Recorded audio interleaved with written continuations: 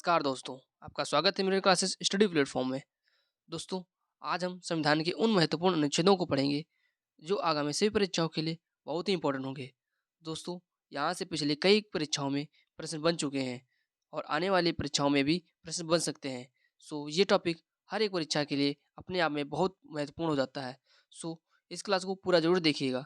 चलिए, आज की क्लास को हम स्टार्ट करते हैं। देखिए, आज का हमारा पहला प्रश्न है कि अनुच्छेद 1 क्या है? तो अनुच्छेद 1 में कहा गया है संघ का नाम व राज्य, संघ का नाम और क्षेत्र। तो संघ का नाम और क्षेत्र जो है वो अनुच्छेद 1 में वर्णन है, ठीक है? अनुच्छेद 2 क्या है? अनुच्छेद 2 में नए राज्यों का गठन और मौजूदा राज्यों के क्षेत्रों, सीमाओं का और नाम में परिवर्तन। क्या? अनुच्छेद 2 में नए राज्यों का गठन, मौजूदा राज्यों के क्षेत्रों, सीमाओं और नामों का जो परिवर्तन है, वो है अनुच्छेद 3 में, ठीक है? तो आपको पता है राज्य वर्तमान में कितने 28 राज्य हैं, ठीक है? और 8 यूटी हैं। कितने? 8 यूटी हैं, ठीक है? यूटी का मतलब केंद्र शासित प्रदेश, ठीक है? नेक्स्ट है अनुच्छेद 10। अनुच्छेद 10 में जो वर्णन है नागरिकता के अधिकारों की निरंतरता, नागरिकता के अधिकारों की निरंतरता जो है वो आर्टिकल 10 में है। फिर आपका अनुच्छेद 11। अनुच्छेद 11 में संसद कानून द्वारा नागरिकता के अधिकार को विनियमित करने के लिए क्या विनियमित करने के लिए, ठीक, संसद कानून द्वारा जो नागरिकता के अधिकार को विनियमित करने के लिए है, ठीक है? अब अनुच्छेद हमारा आ जाता है 13। अनुच्छेद 13 में है मौलिक अधिकारों के साथ असंगत व उनके अपमान करने वाला कानून। क्या? मौलिक अधिकारों के असंगत या उनका अपमान करने वाला जो कानून होता है वो आर्टिकल 13 में वर्णन है। फिर इसके बाद हमारा आर्टिकल जो है 14 आ जाता है। आर्टिकल 14 में क्या है? कानून के समझ समानता। क्या? कानून के समझ समानता, जैसे कि आप देख रहे होंगे इस फिगर से भी समझ सकते हैं। तो कानून के समझ समानता, ठीक है? नेक्स्ट है आर्टिकल आपका 15। आर्टिकल 15 में दोस्तों ये वर्णन है धर्म, नस्ल, जाति, लिंग या जन्म स्थान के आधार पर भेदभाव का निषेध। तो आपको पता है ये जो पॉइंट है धर्म, नस्ल, जाति, लिंग या जन्म या मूल वंश कह सकते हैं, मूल वंश, ठीक है? इसके आधार पर भेदभाव करना जो है अपराध है, ठीक है? ये कानूनन अपराध है भेदभाव करना इन आधार पे, ठीक है? नेक्स्ट आपका आ जाता है आर्टिकल 16। तो अनुच्छेद 16 में है सार्वजनिक रोजगार के मामलों में अवसर की समानता। क्या?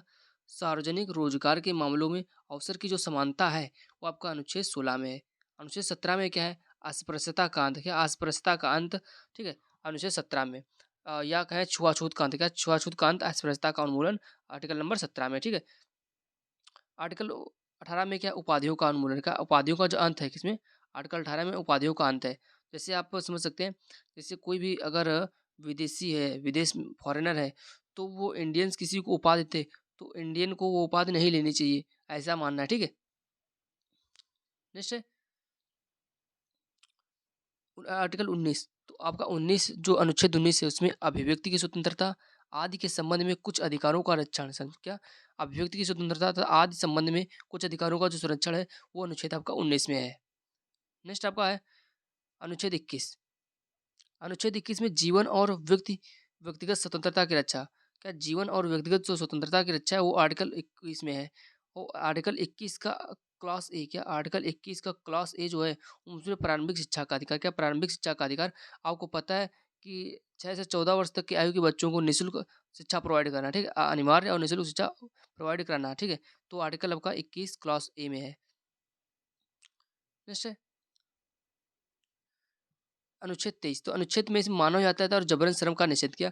मानव यातायात और जबरन श्रम का जो है निषेध करना, ठीक है? यह उनका अनुच्छेद 23 में है। और अनुच्छेद 24 में कहा गया है कारखानों आदि में बच्चों को रोजगार के प्रतिबंध है। क्या? अनुच्छेद 24 में जैसे कारखाना, ठीक है? खान हो गया, खाने हो गए, ठीक है? जैसे कोयले के खाने, सोने के खाने, इनमें और आपका कारखाने और खतरनाक कारखाने, ठीक है? इन सभी चीज़ों में जो 14 वर्ष की आयु है, 14 वर्ष तक की आयु के कम बच्चों को कारखानों इनमें जो होता है रोजगार ना देना। रोजगार ना देना मतलब उसको श्रम उनसे कार्य ना करवाना, ठीक है? ये कानून अपराध है। नेक्स्ट है आपका अनुच्छेद 25। अनुच्छेद 25 में अंतरात्मा की स्वतंत्रता और धर्म स्वतंत्र पेशे। क्या? अंतरात्मा की स्वतंत्रता और धर्म के स्वतंत्र पेशे, अभ्यास और प्रचार की स्वतंत्रता, ठीक है? ये अनुच्छेद आपका 25 में है। फिर इसके बाद अनुच्छेद आपका 29। अनुच्छेद 29 में अल्पसंख्यकों के हितों की रक्षा। क्या? अल्पसंख्यकों के हितों की जो रक्षा है वो अनुच्छेद आपके 29 में है। नेक्स्ट है हाँ, एक आपका पॉइंट ये था कि जो 18 दिसंबर को अल्पसंख्यक अधिकार दिवस मनाया था। क्या? 18 दिसंबर को 18 दिसंबर को आपका अल्पसंख्यक अधिकार दिवस मनाया जाता है, ठीक है? नेक्स्ट आपका इम्पोर्टेंट बन जाता है नेक्स्ट है आपका अनुच्छेद 30। तो अनुच्छेद 30 में अल्पसंख्यकों का शैक्षणिक संस्थानों की स्थापना और प्रशासन का अधिकार। क्या? अल्पसंख्यकों का शैक्षणिक संस्थानों की स्थापना और प्रशासन का जो अधिकार है अनुच्छेद 30 में। फिर अनुच्छेद 32 आ जाता है। अनुच्छेद 32 में दोस्तों ये है कि ऋण सहित मौलिक अधिकारों को लागू करने के उपाय। क्या? ऋण सहित मौलिक अधिकारों को लागू करने के जो उपाय हैं वो अनुच्छेद 32 में है। दोस्तों अगर क्लास पसंद आ रहा हो तो प्लीज़ इसे लाइक कर सकते हैं, और अगर अगर ना पसंद आ रहा है तो इसे डिसलाइक भी कर सकते हैं। लेकिन दोनों अवस्थाओं में दोस्तों चैनल को फॉलो ज़रूर कर लीजिएगा, चैनल को सब्सक्राइब अवश्य कर लीजिएगा, जिससे हमें सपोर्ट थोड़ा मिल जाए और हमें उससे मोटिवेशन मिले, तो हम आपको अच्छे से अच्छा पढ़ा सकें। नेक्स्ट है अनुच्छेद 38। तो अनुच्छेद 38 में है, लोगों के कल्याण को बढ़ावा देने के लिए सामाजिक व्यवस्था को सुरक्षित करने के लिए राज्य। तो लोगों के कल्याण को बढ़ावा देना और सामयिक सामाजिक व्यवस्था को सुरक्षित करने के लिए राज्य। ठीक है? तो अनुच्छेद आपका कौन सा? 38 में। नेक्स्ट आपका आता है अनुच्छेद 40। अनुच्छेद 40 में ग्राम पंचायतों का गठन। क्या? ग्राम पंचायतों का जो संगठन है वो अनुच्छेद 40 में कहा गया है। अनुच्छेद 44 में नागरिकों के लिए समान नागरिक संहिता। तो नागरिकों के लिए जो समान नागरिक संहिता है, ठीक है, वो अनुच्छेद आपका 44 में है।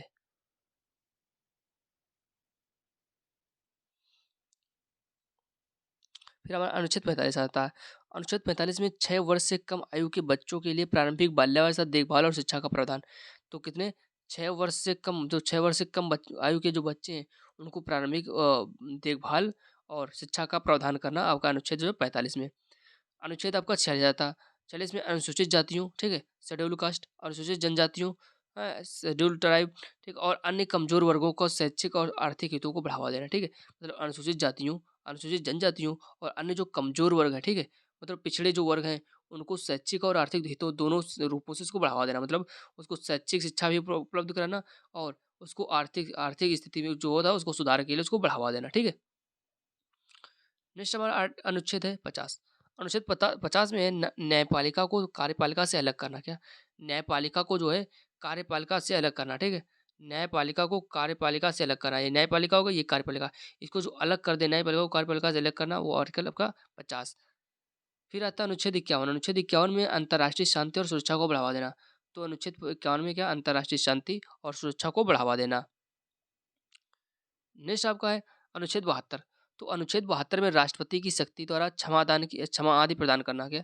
राष्ट्रपति की शक्ति द्वारा क्षमा आदि प्रदान करना और कुछ मामलों में सजा को निलंबित करना, कम करना। ठीक है, तो ये आपके राष्ट्रपति की शक्ति का समाधान और उसका कुछ मामलों में जिसको उसकी जो सजा होती है उसको निलंबित करना या कम उसको सजा को कम करना, ये आर्टिकल आपका 72 में है। और आर्टिकल 74 में राष्ट्रपति की सहायता और सलाह के लिए मंत्रिपरिषद। क्या? राष्ट्रपति की सहायता और सलाह के लिए एक मंत्रिपरिषद होगी। ठीक है, मंत्रिपरिषद का गठन होगा, वो आपका अनुच्छेद 74 में कहा गया है। नेक्स्ट आपका अनुच्छेद है अनुच्छेद 76। तो अनुच्छेद 76 में भारत के लिए महान्यायवादी होंगे। क्या? अनुच्छेद 76 में भारत के लिए एक महान्यायवादी होंगे। ठीक है, ये आपका लिए इंपॉर्टेंट बन जाता है, महान्यायवादी। और उस वर्तमान में भारत के महान्यायवादी कौन है? Attorney general. का महान्यायवादी को इंग्लिश में कहते हैं अटॉर्नी जनरल। तो अटॉर्नी जनरल वर्तमान में कौन है भारत के? तो आर वेंकट रमनी। कौन? आर वेंकट रमनी आपके ये हो जाएंगे भारत के महान्यायवादी। फिर आते हैं अनुच्छेद 78। क्या? अनुच्छेद 78। तो राष्ट्रपति को सूचना देने आदि के प्रबंध में संबंध में प्रधानमंत्री का कर्तव्य। तो अनुच्छेद 78 क्या हो जाएगा? राष्ट्रपति को सूचना देने आदि के संबंध में प्रधानमंत्री के कर्तव्य होंगे, जो मतलब प्रधानमंत्री के जो भी कर्तव्य होंगे वो आर्टिकल 78 में लिखा गया है। नेक्स्ट आपका अनुच्छेद है अनुच्छेद 85। तो 85 में क्या? संसद के सत्र या सत्रावसान और विघटन। ठीक है, तो ये कौन से? आर्टिकल 85 में। फिर आपका अनुच्छेद 100 आ जाता है। अनुच्छेद 100 में क्या है? सदनों में मतदान, रिक्तियों और गणपूर्ति के होते हुए भी कार्य करने के सदनों की शक्ति। ठीक है, सदनों में मतदान, रिक्तियों और गणपूर्ति के होते हुए भी कार्य करने की जो सदनों की शक्ति होती है वो अनुच्छेद आपके 100 में लिखी गई है। नेक्स्ट आपका अनुच्छेद है अनुच्छेद 108। तो अनुच्छेद 108 में आपका है, तो दोस्तों अनुच्छेद 108 में कुछ मामलों में दोनों सदनों की संयुक्त बैठक, तो जो जॉइंट कमेटी होती है, कौन सी जॉइंट बैठक? जो कुछ कुछ मामले होते हैं, ठीक है, उन मामलों के जो जॉइंट कमेटी बैठती है, कौन सी? Joint committee. जॉइंट कमेटी का मतलब क्या होती है? उसमें आपका उच्च सदन भी होता है, निम्न सदन भी होता है। उच्च सदन का आपका कौन सा होता है? जो राज्यसभा है वो उच्च सदन होता है, जो लोकसभा है वो निम्न सदन होता है। ठीक है, जब दोनों सदनों की जॉइंट कमेटी बैठती है तो उसे कहते हैं तो वो आर्टिकल 108 के तहत जॉइंट कमेटी बैठाई जाती है। फिर आर्टिकल जो अनुच्छेद 109 में क्या है?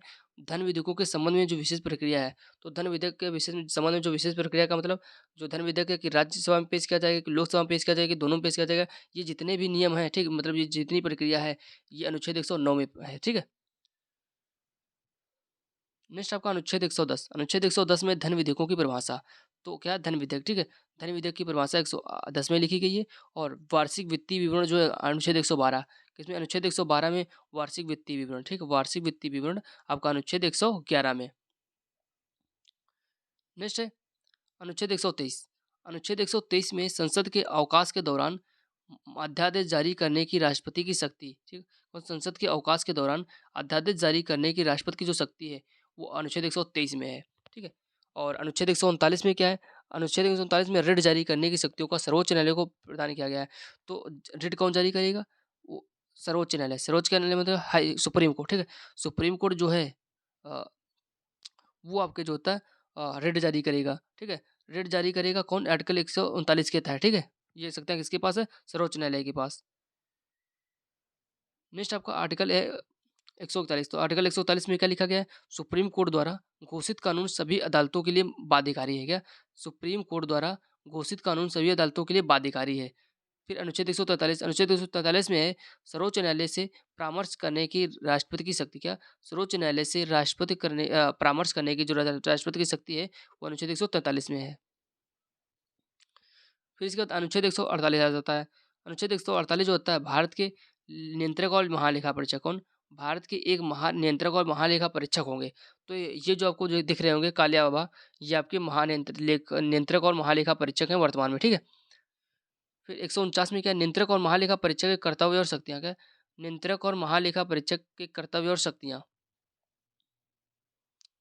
फिर अनुच्छेद आपका 155 है। अनुच्छेद 155 में क्या है? राज्यपाल की नियुक्ति क्या? राज्यपाल की जो नियुक्ति है वो अनुच्छेद 155 में है, ठीक है? और अनुच्छेद 161 में क्या है? अनुच्छेद 161 में है क्षमा दाद प्रदान करने की राज्यपाल की शक्ति और कुछ मामलों में सजा को निलंबित करने, हटाने या कम करने की जो शक्तियाँ हैं वो आपके अनुच्छेद 161 में है। किसके पास? राज्यपाल के पास, ठीक है? और राज्यपाल की नियुक्ति कौन होगी? कब होगी? आर्टिकल 155 के तहत। नेक्स्ट है आपका आर्टिकल 163 अनुच्छेद 163 राज्यपाल की सहायता और सलाह के लिए मंत्रिपरिषद क्या? राज्यपाल के सहायता और सलाह के लिए मंत्रिपरिषद की जो मंत्रिपरिषद होगी वो अनुच्छेद 163 के तहत होगी। नेक्स्ट आपका अनुच्छेद है अनुच्छेद 169 राज्यों में विधान परिषदों का उन्मूलन या निर्माण क्या? राज्यों में विधान परिषदों को उन्मूलन या निर्माण जो होगा वो अनुच्छेद 169 में होगा। फिर अनुच्छेद 198 धन विधेयकों के संबंध में विशेष प्रक्रिया क्या? धन विधेयकों के संबंध में जो विशेष प्रक्रिया होगी वो आपकी होगी आर्टिकल 198 में। नेक्स्ट है आपका अनुच्छेद 201 तो अनुच्छेद 201 में क्या है? अनुच्छेद 201 में है राष्ट्रपति के विचार के लिए सुरक्षित विधेयक क्या? राष्ट्रपति के विचार के लिए सुरक्षित जो विधेयक होगा वो अनुच्छेद आपका 201 होगा। अनुच्छेद 202 क्या है? अनुच्छेद 202 में है वार्षिक वित्तीय विवरण या राज्य क्या? वार्षिक वित्तीय विवरण या राज्य जो होगा वो आपका अनुच्छेद 202 में होगा। नेक्स्ट आपका है अनुच्छेद 239 तो अनुच्छेद 239 में है केंद्र शासित प्रदेशों का प्रशासन क्या? केंद्र शासित प्रदेशों का जो प्रशासन है वो अनुच्छेद आपके 239 में है, ठीक है? केंद्र शासित वर्तमान में कितने प्रदेश हैं आपके? 8 हैं, ठीक है? फिर आपका अनुच्छेद 267 अनुच्छेद 267 में आकस्मिकता जो निधि है क्या? आकस्मिक जो निधि है वो अनुच्छेद 267 में है। कौन सी आकस्मिक निधि? अनुच्छेद 275 में क्या है? संघ से कुछ राज्यों को अनुदान क्या? संघ से मतलब जो केंद्र से होता है वो राज्यों का कुछ अनुदान प्राप्त करना, तो अनुच्छेद 275 में है। अनुच्छेद 280 में क्या है? वित्त आयोग। जो आपका वित्त आयोग है, ठीक है? वित्त आयोग तो अनुच्छेद 280 में है। नेक्स्ट आपका अनुच्छेद 312 तो अनुच्छेद 312 में साथियों क्या है? तो 312 में आपके है अखिल भारतीय सीमाएँ क्या? अखिल भारतीय सीमाएँ अनुच्छेद 312 में, ठीक है? और अनुच्छेद 315 में क्या है? अनुच्छेद 315 में संघ और राज्यों के लिए लोक सेवा आयोग क्या? संघ और राज्यों के लिए एक लोक सेवा आयोग हो, वो अनुच्छेद 315 के तहत होगा। नेक्स्ट है आपका अनुच्छेद 324 तो अनुच्छेद 324 में क्या है? चुनाव का अधीक्षण, निर्देश और नियंत्रण चुनाव आयोग में निहित होगा। तो क्या मतलब इसका हुआ कि जो अनुच्छेद 324 है, इसके तहत एक मतलब एक चुनाव आयोग होगा। चुनाव आयोग का काम क्या होता है? चुनाव करवाना। लोकसभा, राज्यसभा इनके जो विधान परिषद इनकी जो चुनाव करवाना होता है, वो होता है चुनाव आयोग का काम होता है, ठीक है? तो वही है चुनाव का अधीक्षण, निर्देशन और नियंत्रण चुनाव आयोग में निहित होगा, ठीक है? आ जाता है अनुच्छेद हमारा 338। अनुच्छेद 338 में क्या है? राष्ट्रीय अनुसूचित जाति आयोग। क्या राष्ट्रीय अनुसूचित जाति आयोग जो होता है, ठीक है? National schedule caste, national schedule caste जो है, तो अनुच्छेद 338 में। फिर अनुच्छेद 338 का ए क्या? अनुच्छेद 338 ए में क्या है? राष्ट्रीय आयोग अनुसूचित जाति। क्या राष्ट्रीय आयोग अनुसूचित जाति जो जनजाति जो है, वो अनुच्छेद 338 की क्लास क्लास ए में है, ठीक है? फिर क्या है? अनुच्छेद 340। तो अनुच्छेद 340 में क्या है? इसमें है कि पिछड़े क्या? पिछड़े वर्गों के लिए क्या? पिछड़े वर्गों के लिए, ठीक है? पिछड़े वर्गों की सहायता स्थिति की जाँच के लिए एक आयोग की नियुक्ति करना। क्या? आर्टिकल जो 340 में है, वो पिछड़े वर्गों के लिए स्थिति की जाँच के लिए एक आयोग की नियुक्ति करना। तो किसमें? आर्टिकल 340 में। फिर आपका अनुच्छेद आता है 352। तो अनुच्छेद 352 में क्या है? आपातकाल की उद्घोषणा। क्या? आपातकाल की जो उद्घोषणा है, वो राष्ट्रीय आपातकाल। क्या? आपको पता है 3 आपातकाल लगते हैं। आर्टिकल 352, 356, 360, तीनों के तहत 3 आपका आपातकाल लगते हैं, ठीक है? अनुच्छेद 352 में आता है राष्ट्रीय आपात, फिर आपका 356 में राष्ट्रपति आपात, ठीक है? और अनुच्छेद 360 में आपका वित्तीय आपात। तो वही देख लीजिए, क्या है? अनुच्छेद 352 आपातकाल की उद्घोषणा, ठीक है? राष्ट्रीय आपातकाल। अनुच्छेद 356 राज्यों में संवैधानिक तंत्र की विफलता के मामले में प्रावधान, राष्ट्रपति शासन, ठीक है? इसे राष्ट्रपति शासन कहते हैं। अनुच्छेद 360 में क्या है? वित्तीय आपातकाल के संबंध में प्रावधान। क्या? वित्तीय आपातकाल के संबंध में प्रावधान या वित्तीय आपात जिसे कहते हैं, ठीक है? फिर आर्टिकल 368। तो आर्टिकल आपका 368 में क्या है? संविधान और उसके लिए प्रक्रिया में संशोधन करने की संसद की शक्ति। क्या? संविधान और उसके लिए प्रक्रिया में जो संसद की करने की जो शक्ति है, ठीक है? संशोधन करने की, ठीक है? वो आपके किसमें है? संसद की शक्ति होगी। तो आर्टिकल कौन सा? 368 के तहत। दोस्तों आज की क्लास को हम यहीं तक रखते हैं, और अगर आपको क्लास पसंद आया हो तो प्लीज़ इसे लाइक करिए, और अगर ना पसंद आई हो तो इसे डिसलाइक भी कर सकते हैं। बट दोनों ही अवस्थाओं में दोस्तों चैनल को सब्सक्राइब अवश्य कर लीजिएगा, तो और अपने दोस्तों में हो सके तो शेयर कर लीजिएगा। हमें सपोर्ट अवश्य कीजिए। Thank you.